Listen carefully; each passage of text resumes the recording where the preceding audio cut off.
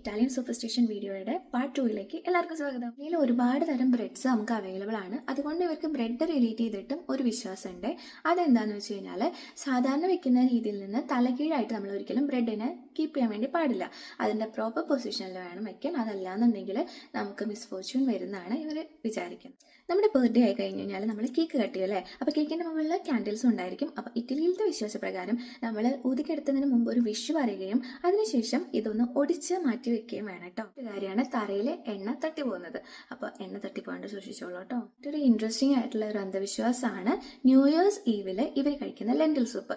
ലെൻറ്റിൽ soup നമുക്ക് എത്രത്തോളം അകത്താക്കാൻ പറ്റുമോ അത്രത്തോളം കാശ് നമ്മുടെ കയ്യിൽ വരുന്നതാണ് ഇവർ വിശ്വസിക്കുന്നത് കേട്ടോ. ലെൻറ്റിൽസ് എന്ന് പറഞ്ഞു കഴിഞ്ഞാൽ ഒരു തരം മുതിര പോലെയുള്ള ഒരു ധാന്യമാണ്. അപ്പോൾ അത് വെച്ചിട്ട് ഇവർ ഒരു പ്രത്യേക തരം സൂപ്പ് ഉണ്ടാക്കും. അപ്പോൾ അത് മാക്സിമം നമ്മൾ കഴിക്കുക, അത്രയും കാശ് നമുക്ക് ന്യൂ ഇയറിൽ കിട്ടും.